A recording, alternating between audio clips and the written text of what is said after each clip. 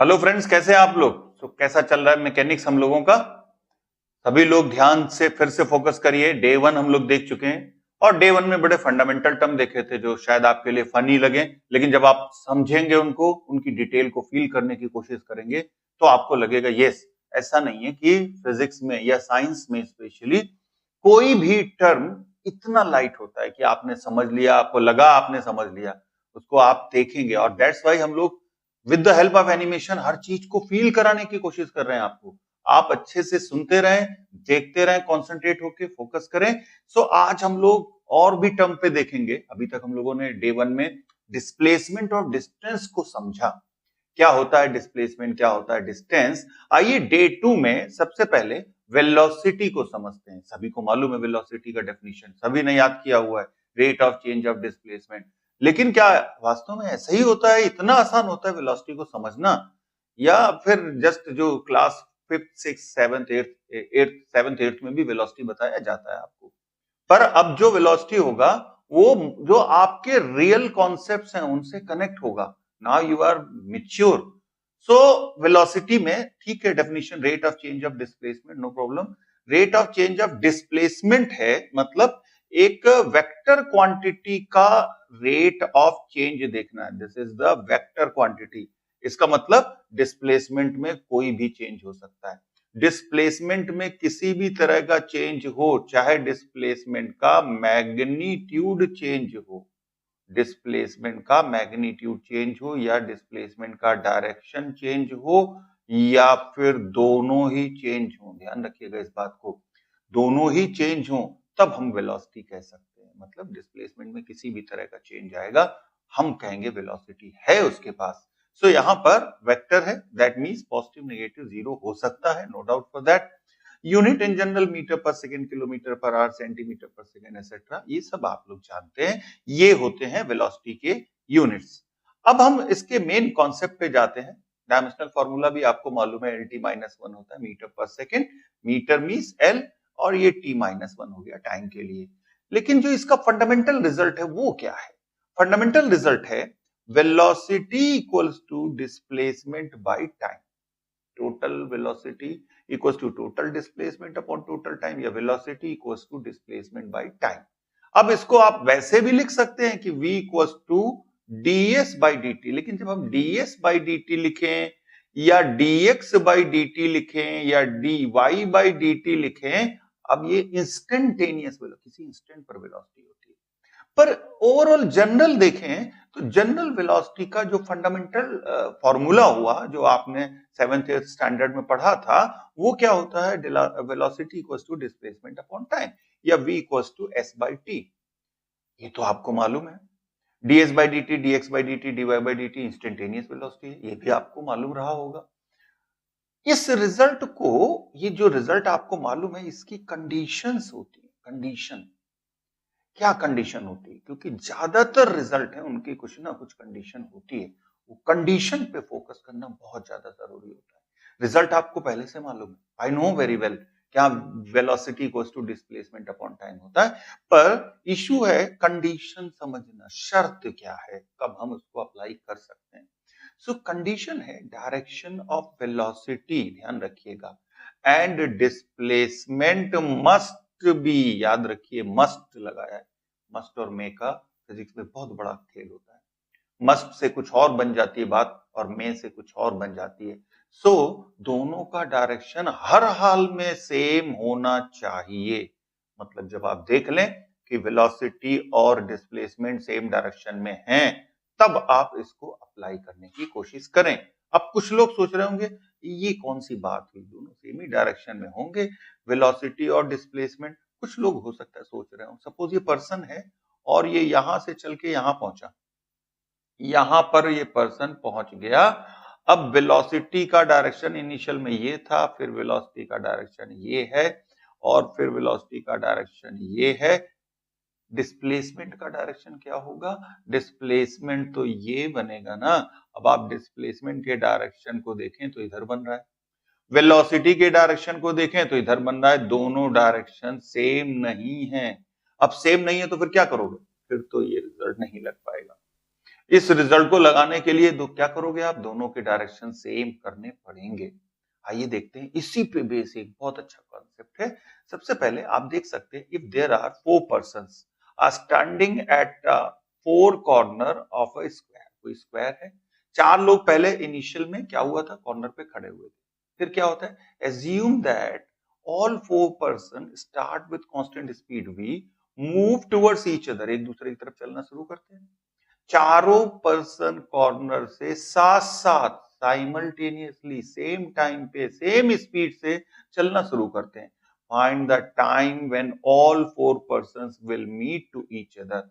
अब चारों लोग तभी मिल सकते हैं ना जब वो टुवर्ड्स ईच अदर चल रहे हैं। टुवर्ड्स ईच अदर चलते हुए, suppose length of each side is given L, हर एक साइड का लेंथ एल है। तो यहां पर आप देख सकते हैं चारों लोग अपने अपने कॉर्नर से पहले स्टार्ट किए, किधर की तरफ, जो उसके सामने था उसकी तरफ चलने के लिए, और मुड़ते गए क्योंकि ये भी मुड़ रहा था, और अल्टीमेटली जाके इसके जो इसका सेंटर होगा वहां पर मिल गए। इशू ये है टाइम कितना लगेगा, कितने टाइम बाद मिलेंगे। देखें, इस कॉन्सेप्ट को समझें ताकि velocity equals to displacement upon time की सारी गलतफहमियां दूर हो जाएं। आइए देखते हैं, सपोज पर्सन ए था, तो पर्सन ए, अगर हम ये कहते हैं कि पर्सन ए ऐसे जाके सेंटर पे पहुंचा है, पर्सन बी की बात करें तो पर्सन बी ये कुछ ऐसे जाके सेंटर पे पहुंचा है, या पर्सन सी की बात करें तो पर्सन सी और ये कुछ ऐसे जाके सेंटर पे पहुंचा है, ये कुछ ऐसे जाके सेंटर पे पहुंचा है।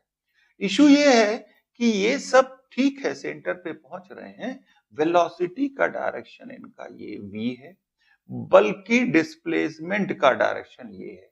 क्या डिस्प्लेसमेंट कैलकुलेट किया जा सकता है? इजीली कैलकुलेट कर सकते हैं। डिस्प्लेसमेंट का आपको डेफिनेशन याद होगा, लेंथ ऑफ स्ट्रेट लाइन।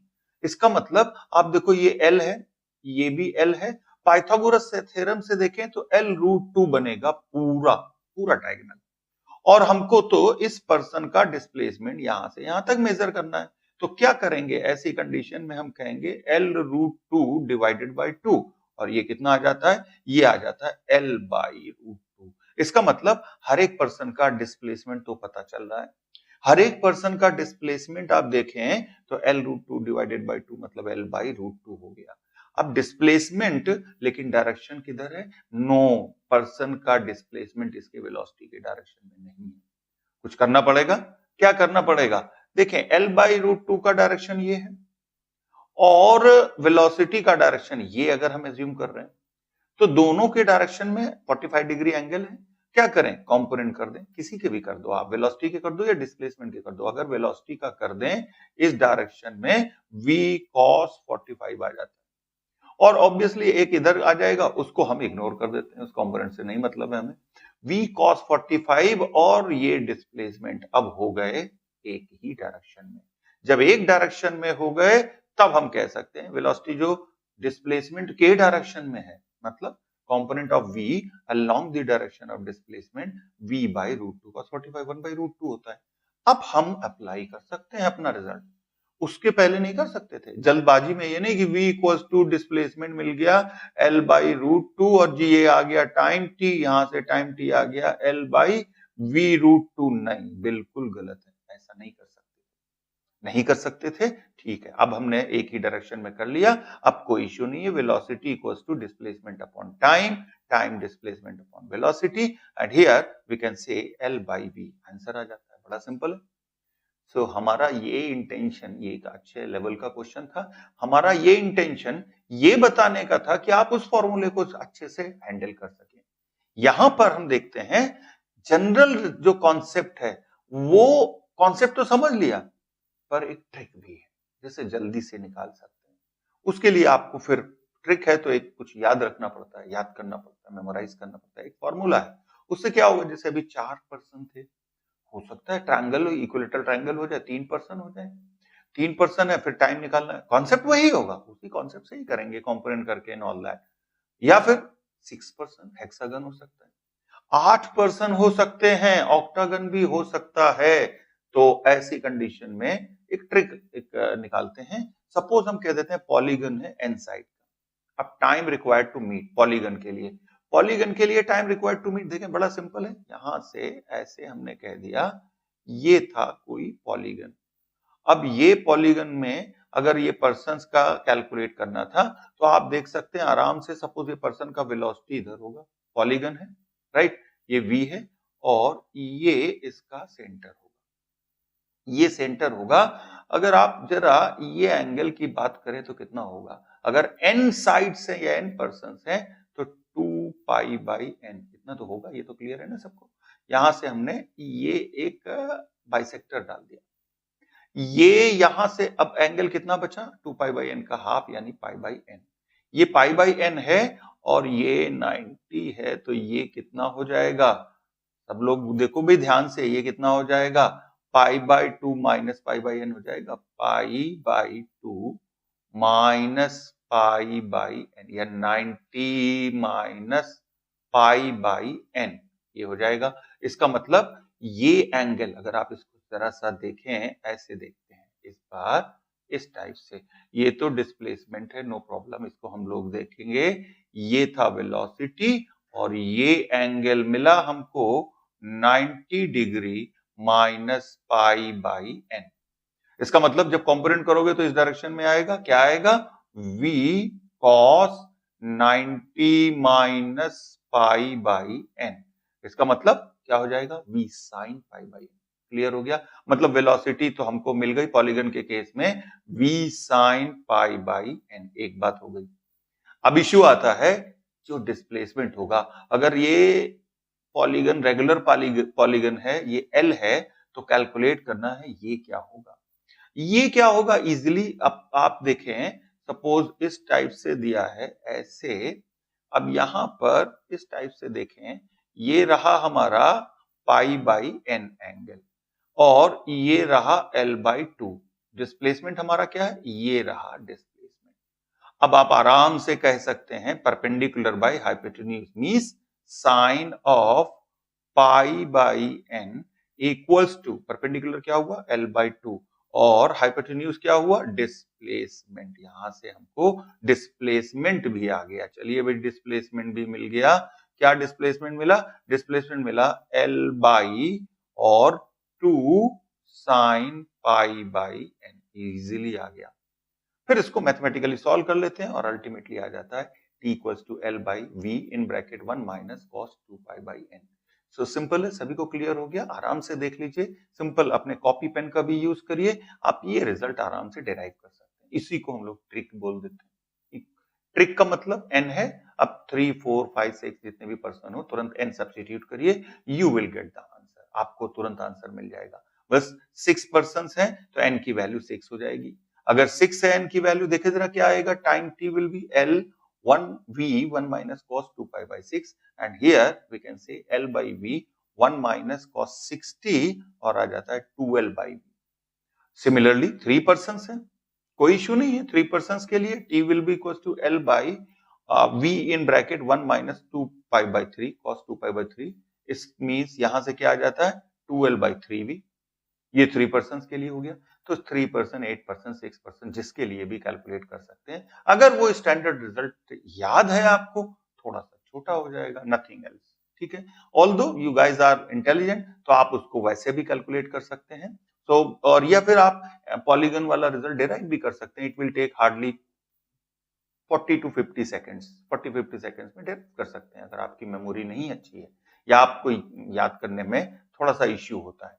सो ये हम लोगों ने देख लिया एक बेसिक फंडामेंटल इसका रिजल्ट। अब आते हैं मीन और एवरेज वेलोसिटी। देखिए मीन और average velocity, V average total displacement upon total time, ये हमारा एवरेज वेलोसिटी के लिए एक सिंपल रिजल्ट है, एक फंडामेंटल रिजल्ट है। ये एक सिंपल फंडामेंटल रिजल्ट है, कहीं पर भी हम मीन वेलोसिटी निकाल सकते हैं। अब या इसको आप ऐसे भी कह सकते हैं, वी मीन और average equals to integral of ds and then integral of जो भी dt, ऐसे भी कह सकते हैं। अगर फंक्शन गिवन है और एवरेज वेलोसिटी निकालनी, इंटीग्रेट कर दीजिए प्रॉपर लिमिट में, और इंटीग्रेशन तो अब आपको आता ही होगा। सो यहां पर फर्स्ट केस पहले देखते हैं जिसको हम कहते हैं सेम टाइम या एसटी शॉर्ट में बोल देते हैं। सेम टाइम के लिए देखें A से B तक V1 वेलोसिटी है, B से C तक V2 वेलोसिटी है, कोई दो इंटरवल ले लिए जिसमें टाइम दोनों में ध्यान से देखें सेम है। ऑब्वियसली टाइम सेम होगा बट डिस्प्लेसमेंट L1 L2 है। अब अगर हमको average velocity A to C मतलब ओवरऑल कैलकुलेट करना है, क्या करेंगे हम लोग? पहले V1 पहले इतने पार्ट में हम लोग अपना कॉन्सेप्ट अप्लाई करते हैं। V1 equal to L1 by T means L1 V1 T आ जाता है, या इसी तरह से V2 equal to L2 by T तो L2 आ जाता है V2 into T. V average total displacement, क्या हुआ total displacement? L1 plus L2। Total time कितना हुआ? टी ये और टी ये, टोटल टाइम 2t हो गया। L1 L2 की वैल्यू रख देते हैं और यहां से रिजल्ट आ जाता है V1 plus V2 by. Friends अगर तीन इंटरवल इसी टाइप से दिए होते सेम टाइम वाले कॉन्सेप्ट के अकॉर्डिंग, देखें टी टाइम है, A से B तक, B से C तक भी टी टाइम है और C से D तक भी टी टाइम है। टाइम सेम है अभी भी, although velocities V1 V2 V3, इसका जो लेंथ है पाथ का L1 L2 L3 है, सो इसके अकॉर्डिंग सेम वैसे ही करेंगे। L1 V1 T आ जाएगा, L2 V2 T, L3 V3 T आ जाएगा। सेम उसी तरह से करेंगे। अगर V एवरेज कैलकुलेट करना है तो यहां पर B के बजाय V होगा एवरेज। V एवरेज कैलकुलेट करना है, total displacement L1 plus L2 plus L3 divided by total time. Total time कितना हुआ? 3t। L1 L2 L3 रख देंगे, यहां से हमको V1 plus V2 plus V3 divided by 3 आता है। 4 के लिए भी कर सकते हैं, n के लिए भी कर सकते हैं आप इसी तरह से। अगर n होगा तो हम लोग क्या लिखेंगे? n के लिए v will be v1 plus v2 plus and so on up to vn and now this divided by n। so simple हो गया। v एवरेज हम लोगों ने कैलकुलेट कर लिया, बस ध्यान रखने की बात है st सेम टाइम के लिए। अब सेम टाइम के लिए इसी टाइप से कैलकुलेट कर लिया हम लोगों ने v एवरेज। अब सेम टाइम के बाद दूसरा इसी में देखते हैं case, that is same gap. Same gap means SG। इसके लिए देखें तो A से B के लिए V1 V2 है। Now this time L same है, देखें आप ध्यान से, L सेम है बट टाइम T1 और T2 गिवन है। इट मींस इस कंडीशन में V1 equals to L by T1 मतलब T1 आ जाएगा L by V1, V2 L by T2 है तो T2 आ जाएगा L बाई V2। और यहां से V average total displacement upon total time, L plus L total हो गया डिस्प्लेसमेंट जो सेम गैप वाला देख रहे हैं। टाइम क्या हो गया? T1 plus T2। वैल्यूज रख दीजिए T1 T2 की सेम वैसे ही।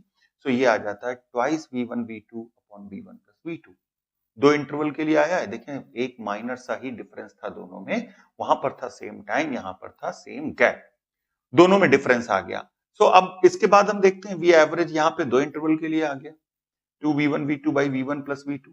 तीन इंटरवल की बात होती तभी क्या करते? V1 V2 V3 L L L same gap वाला केस देख रहे हैं, T1 T2 T3। सो T1 T2 T3 टाइम है। इसके लिए हमको देखना है, सो यहां पर हम कर सकते हैं V average A to D L by T1, T1 आ गया L by V1।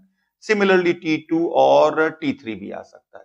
Value substitute करेंगे, L plus L plus L total displacement, total time T1 plus T2 plus T3, value substitute करेंगे और हमको रिजल्ट आ जाएगा 3V1 V2 V3 divided by V1 V2 plus V2 V3 plus V1 V3।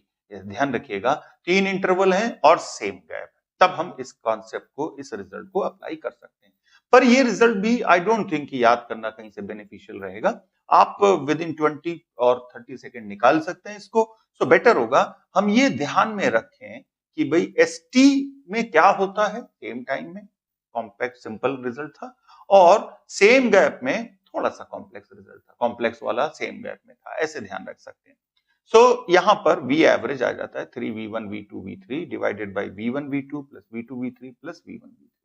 यहां पर हम लोग देखते हैं अगर ऐसा केस हो जहां कंबाइंड कर दें same gap same time, same gap same time combined कर दें। चलिए एक एग्जांपल देखते हैं। A to B 4 metre per second से चला, B to C 2 metre per second से चला, C to D 6 metre per second से चला। पर ध्यान देने की बात यह है B to C का गैप L है और C to D का गैप L है, मतलब इतने पार्ट में गैप सेम है, ये तो क्लियर हो गया। लेकिन इतने पार्ट के लिए टाइम सेम गिवन है। अब सेम टाइम गिवन है दोनों पार्ट के लिए, तो हम कह सकते हैं पहले स्टार्ट करें, अगर हम B से D के लिए कौन सा केस लगेगा? SG। SG में क्या होता है V dash and this V dash equals to 2v1 v2 upon v1 plus v2। चलिए अप्लाई कर देते हैं। 2v1 v2 मींस v1 क्या है देखें 2 मीटर पर सेकेंड, v2 क्या है 6 मीटर पर सेकेंड और सिंप्लीफाई करेंगे we will get simply 3 metre per second. इसका मतलब इतने पार्ट का BD पार्ट का तो हैंडल कर लिया। अब AB और BD पार्ट में देखेंगे हम लोग सेम टाइम है, कोई नहीं सेम टाइम है तो सेम टाइम वाला रिजल्ट लगाते हैं। A to D के लिए ओवरऑल जो V एवरेज था V1 प्लस V2 बाई 2 4 यहां पर ये हो गया और 3 उधर का हमने कैलकुलेट कर लिया, it is 3.5 metre per second. The correct answer simple 3.5। देखिए ये सिंपल केसेस हैं, ऑल्दो इस पे क्वेश्चंस हम लोग और देखेंगे और अगर आप इरोडो वगैरह लगाते हैं उसमें भी क्वेश्चंस गिवन है, वो क्वेश्चन भी हम लोग देखेंगे। जैसा हम लोगों ने कहा था friends, mean velocity average velocity में कुछ अच्छे क्वेश्चंस भी पॉसिबल होते हैं। एक क्वेश्चन हम लोग लेते हैं, पॉपुलर क्वेश्चन है और आप सब जानते भी होंगे, क्यों ना हम इसको अपने ट्रिक से करने की कोशिश करें। क्वेश्चन है ये, एक रशियन बुक आती है, आप सब अच्छे से मालूम होगा, बहुत पॉपुलर है हमारे कंट्री में, and that is I Irodov. Russian book का ट्रांसलेशन है इंग्लिश में और प्रॉब्लम्स इन फिजिक्स, ठीक है। इस बुक का ही क्वेश्चन है और इनिशियल का ही क्वेश्चन है। इनिशियल में मींस फर्स्ट 5 क्वेश्चन में आपको ये क्वेश्चन मिल जाएगा।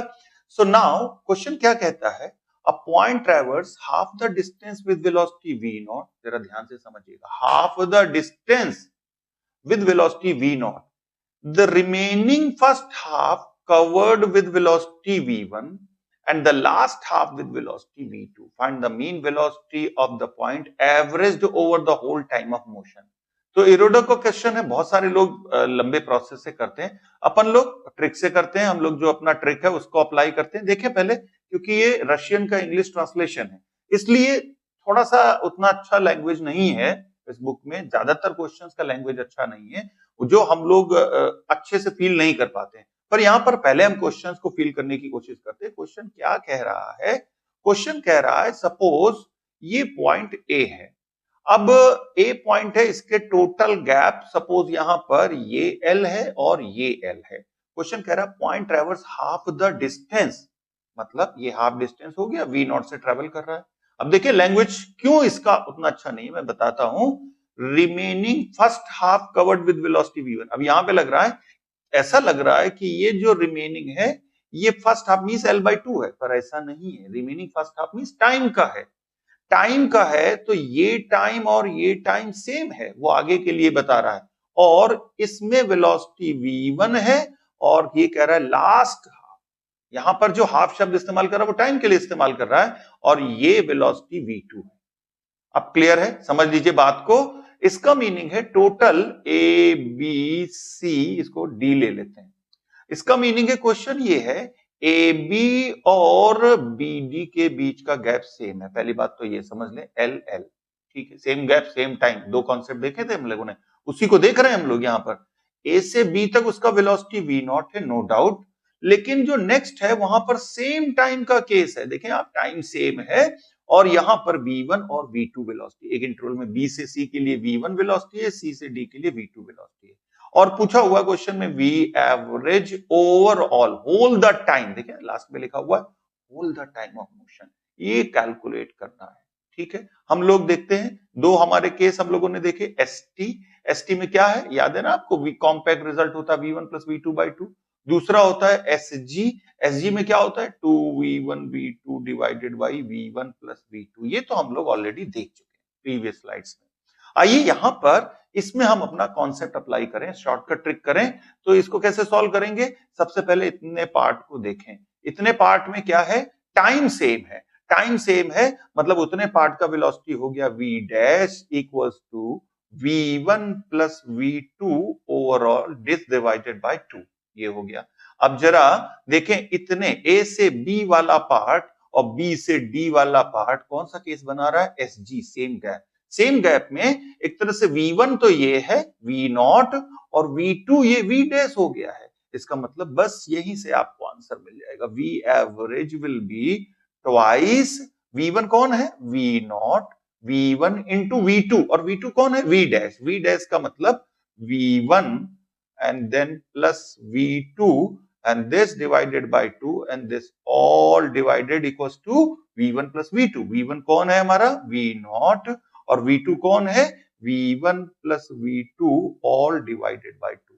अभी क्या करेंगे यहां पर आप चाहो तो 2 एलसीएम लेंगे, ध्यान से देखिए 2 एलसीएम लेंगे तो अल्टीमेटली ये क्या आ जाएगा twice v0 in bracket v1 plus v2 and this divided bye क्या बनेगा twice v0 plus v1 plus v2. That's हो गया. एक लाइन में हमने इसका आंसर एक लाइन में ही देख लिया. मुश्किल से 5 सेकंड भी नहीं लगेंगे आपको, आप आंसर तक पहुंच जाएंगे. और करेक्ट आंसर इसका क्या होगा फ्रेंड्स, इसका करेक्ट आंसर है v average will be twice v0 in bracket v1 plus v2 divided by twice v0 plus v1 plus v2 and this will be the correct answer. हम लोगों ने देख लिया. अगर आप STSG 2 पॉइंट याद रखते हैं तो कितना भी टफ क्वेश्चन ये आपको आराम से with in 1 line 2 line maximum इतने में आपसे आराम से हो जाएगा. सो फ्रेंड्स आइए देखते हैं हमारा नेक्स्ट जो क्वांटिटी है बेसिक टर्म है और ये क्या है एक्सेलरेशन. एक्सेलरेशन भी आप सबको मालूम है, सभी लोग जानते हैं. Acceleration means rate of change of velocity होता है. इट मींस ये वेक्टर क्वांटिटी है. Again it may be positive negative and 0 unit metre per second square. ये सारी चीजें सिंपल हैं. डायमेंशनल फॉर्मूला LT-2, कोई दिक्कत नहीं, यहां तक कोई परेशानी नहीं है. A vector equals to delta V means change in velocity vector divided by delta t और instantaneous acceleration किसी इंस्टेंट पर vector equals to dv by dt. ये भी हम देख सकते हैं. So rate of change of velocity, again velocity एक वेक्टर क्वांटिटी है. वेलोसिटी के पास भी दो चीजें हो सकती हैं. वेलोसिटी के पास मैग्नीट्यूड हो सकता है, वेलोसिटी के पास डायरेक्शन हो सकता है और डायरेक्शन मैग्नीट्यूड दोनों में से कोई एक भी चेंज हो गया तुरंत एक्सेलरेशन आ जाएगा. ध्यान रखिएगा. मैग्नीट्यूड चेंज होने का मतलब 10 to 20 मीटर पर सेकंड हो गया. डायरेक्शन चेंज होने का मतलब अगर मैग्नीट्यूड ना भी चेंज हो तो भी 10 मीटर पर सेकंड से चल रहा था, सपोज नॉर्थ चल रहा था, मुड़ गया, राइट टर्न ले लिया तो क्या हो गया तुरंत वेलोसिटी में चेंज आ गया. ध्यान रखिएगा इस बात को. सो एक्सेलरेशन के बारे में हम लोग देख रहे हैं. वेक्टर क्वांटिटी है velocity. It means we can say velocity के किसी भी चेंज में मींस किसी भी चेंज में तुरंत हमको एक्सेलरेशन मिल जाएगा. और एक्सेलरेशन भी वेक्टर क्वांटिटी है. इसका मैग्नीट्यूड और डायरेक्शन दोनों केयरफुली देखना होगा. ध्यान रखिएगा इस बात को. तो इसके मैग्नीट्यूड और डायरेक्शन को हमेशा देखना पड़ेगा किस डायरेक्शन में है. आइए इसके बाद हम लोग देखते हैं एक केस जबकि एक्सेलरेशन क्या आता है, क्या वैल्यू आती है और 1 by 1 चेंजेस देखेंगे. पहला केस क्या है acceleration due to change in magnitude of velocity. Magnitude of velocity बड़ा सिंपल है. मैग्नीट्यूड ऑफ वेलोसिटी आप देख सकते हैं यहां पर. पहले कोई कार एक्स इनिशियल में 10 मीटर पर सेकंड से था, 4 सेकंड बाद उसका वेलोसिटी हो गया 18 मीटर पर सेकंड. एक्सेलरेशन बड़ा सिंपल है. इस ड्यूरेशन में एक्सेलरेशन क्या होगा, वेलोसिटी में चेंज सिर्फ मैग्नीट्यूड में हुआ है, आप देख सकते हैं डायरेक्शन नहीं चेंज हुआ है. 18 - 10 डिवाइडेड बाय 4 सेकंड में हुआ है और ये आ जाता है 2 मीटर पर सेकंड. बड़ा सिंपल था, ये सबको मालूम था, इसमें कोई नया नहीं है. इसके बाद magnitude of velocity is decreasing. अभी क्या करेंगे देखें, 25 मीटर पर सेकंड से कोई कार चल रहा था t=0 जब हमने देखा, जब अपना एक्सपेरिमेंट शुरू किया. सो 25 मीटर पर सेकंड से 5 सेकंड पे 10 मीटर पर सेकंड हो गया.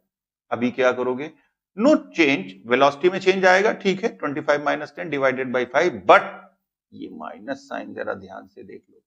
माइनस साइन देखो ध्यान से, माइनस साइन आ रहा है. क्यों? क्योंकि वेलोसिटी का मैग्नीट्यूड डिक्रीज कर रहा है. मैग्नीट्यूड डिक्रीज कर रहा है तो फिर नेगेटिव आएगा और नेगेटिव आएगा तो हम इसको क्या बोलेंगे, रिटार्डेशन या फिर डिसेलरेशन या नेगेटिव एक्सेलरेशन. अब आप हमसे पूछोगे इन तीनों में बेस्ट कौन सा है, नेगेटिव एक्सेलरेशन, रिटार्डेशन या डिसेलरेशन. चलिए मैं आपसे पूछूं, आप लोग बताओ कौन सा बेस्ट है. कुछ लोग कहेंगे रिटार्डेशन, आई नो. कुछ लोग कह रहे हैं no deceleration is a better one. Actual में मेरे ओपिनियन में नेगेटिव एक्सेलरेशन बेटर वन है. बिकॉज किसी का साइन चेंज होने से क्या उसका नाम चेंज होता है.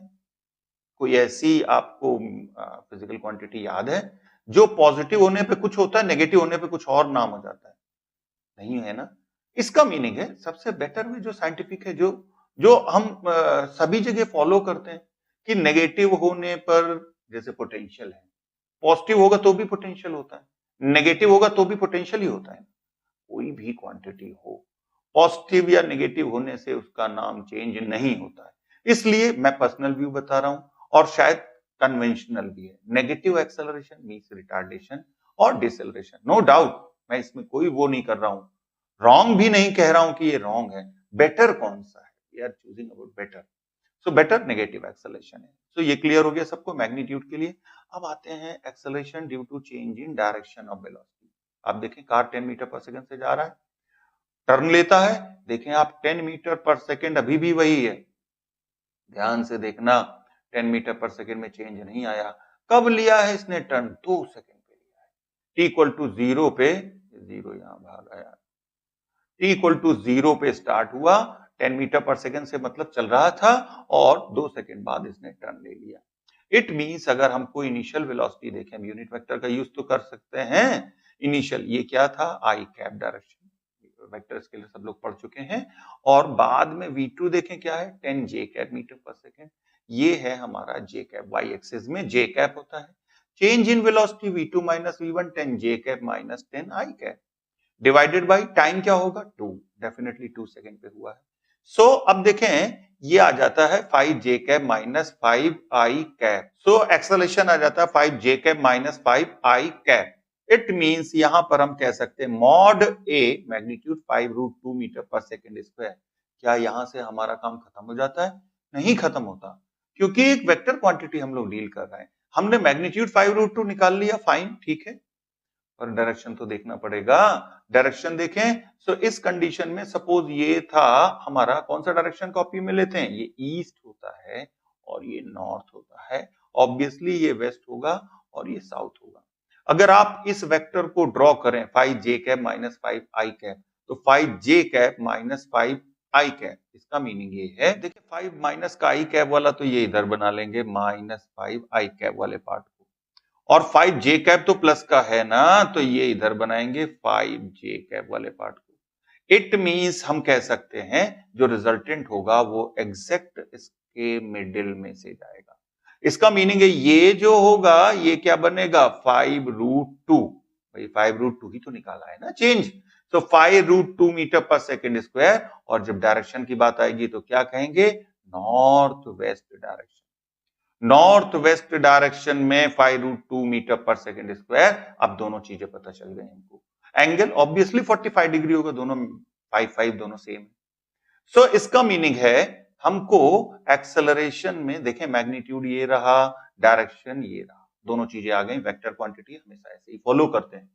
इसके बाद देखते हैं इस पे basic example, car is moving 10 metre per second due north, after 2 second it takes left turn and keep moving 10 metre per second due west. तो कार यहां पर पहले देखिए नॉर्थ में जा रहा था और नॉर्थ में जाने के बाद वो लेफ्ट टर्न लेगा तो कहां चलेगा, ड्यू वेस्ट चलेगा। फिर से बारी आ गई, यूनिट वेक्टर का यूज करना है भाई, यूनिट वेक्टर का यूज करना है। तो इनिशियल वेलोसिटी कार का 10 मीटर पर सेकेंड है, किस डायरेक्शन में है, जे कैप में, सभी को मालूम है ना, ठीक है। उसके बाद फाइनल वेलोसिटी किस डायरेक्शन में है, माइनस आई कैप डायरेक्शन है। और ये कब हुआ है, t इक्वल्स टू 2 सेकेंड पे ये इवेंट हुआ है। t इक्वल्स टू 2 से मतलब 1 सेकेंड पे क्या एक्सेलरेशन होगा, नहीं होगा, कार यहां पे कहीं रहा होगा, कोई चेंज नहीं हुआ था, ना डायरेक्शन ना मैग्नीट्यूड, यहां पे कहीं रहा होगा 1.9 सेकेंड पे, नहीं होगा 2 सेकेंड। इट मींस अब चेंज इन वेलोसिटी देखनी है, तो change in velocity v2 minus v1 minus 10 i cap minus 10 j cap. तो यहां से हम लोगों ने देख लिया ना, v2 की वैल्यू आ गई माइनस 10 i कैप और ये हो गया हमारा माइनस 10 j कैप, ठीक है, डिवाइडेड बाय टाइम 2 सेकेंड है। इट मींस मैग्नीट्यूड तो अभी भी 5√2 ही आना है, पर हम ड्रॉ करेंगे, किसको ड्रॉ करेंगे, अरे भाई माइनस 5 आई कैप और माइनस 5 जे कैप को ड्रॉ करेंगे। देखें माइनस 5 आई कैप कहां जाएगा, ये इधर जाएगा, माइनस का 5 आई कैप। यही तरीका है डायरेक्शन का सबसे आसान, सबसे इजी मेथड है और माइनस जे कैप को कहां ड्रॉ करेंगे, यहां ड्रॉ करेंगे माइनस जे कैप को, और इनका जो रिजल्टेंट आया है 5√2 वो कहां आया है, वो इधर आया है। कौन सा डायरेक्शन है ये, साउथ वेस्ट डायरेक्शन, मतलब एक्सेलरेशन कहां होगा, साउथ वेस्ट डायरेक्शन में होगा। तो एक्सेलरेशन का मैग्नीट्यूड और डायरेक्शन सब कुछ आ गया। अब देखिए मैग्नीट्यूड निकालना आसान है, आप सबको समझ में आ गया, पर मैं आपसे पूछूं डायरेक्शन के लिए केयरफुली समझ लिया ना, देखो आई कैप जे कैप में वैसे ही करो, साइन का ध्यान रखो, उसके बाद में जैसे ही वैल्यू आती है कोई प्रॉब्लम नहीं है, बस उसको बना लो, और बनाएंगे तो ध्यान रखिएगा TT, tail to tail, TT याद रखिएगा। टीटी क्यों कह रहे हैं, कुछ लोग ऐसे न बना लें कि भाई -5 आई कैप ऐसे बनाया, गलती करोगे अगर, और -5 J cap, then you will get wrong result, तब आपको रॉन्ग रिजल्ट। ये क्या हो रहा है, देखिए वेक्टर का ये होता है टेल, ये होता है हेड, एक वेक्टर का ये हेड है और ये टेल है, एच टी नहीं करना है, क्या करना है, टी टी, टी टी मतलब tail to tail, tail to tail बनाने का मतलब क्या हुआ, -5 जे कैप है, ओके -5 जे कैप बना लिया हमने, ये हो गया -5 जे कैप। अब यहां पर टेल से टेल मिलाना है, इसका मतलब -5 आई कैप बनाना है ऐसे, और रिजल्टेंट समवेयर यहीं कहीं होगा। क्लियर हो गया, और दोनों इक्वल हैं इसलिए कंफर्म कह सकते हैं रिजल्टेंट बिल्कुल मिडिल में होगा 45 डिग्री विद एक्स एक्सिस और वाई एक्सिस। क्लियर है ना सभी को, डायरेक्शन क्लियर हो गया, फिर से अपने आप से पूछ लो डायरेक्शन क्लियर हो गया कैसे कैलकुलेट करते हैं, या आप अच्छे से प्रैक्टिस कर लेना। ओके, सो फ्रेंड्स आज हम लोगों ने वेलोसिटी और एक्सेलरेशन दोनों बड़े इंपॉर्टेंट टर्म है, बहुत इंपॉर्टेंट टर्म है, समझना बहुत जरूरी है, इजी वे में मत लेना, और शायद अगर आपने ध्यान से इस वीडियो को देखा है तो इजी वे में अब नहीं लोगे आप। अभी आपको लग रहा था पहले ये क्या है, तो मैं 7th स्टैंडर्ड में या 9th स्टैंडर्ड में पढ़ा था, लेकिन उनके एप्लीकेशंस देख के आपको लगेगा नो इट्स नॉट इजी, इतना इजी नहीं है, ध्यान से सुनो तो बहुत इजी है, इसमें कोई डाउट नहीं है। So this is end of day 2। अब नेक्स्ट डे में we will discuss about simple gravity के बारे में, जो मोशन अंडर ग्रेविटी होता है उसके बारे में डिस्कस करेंगे। सो this is end of day 2।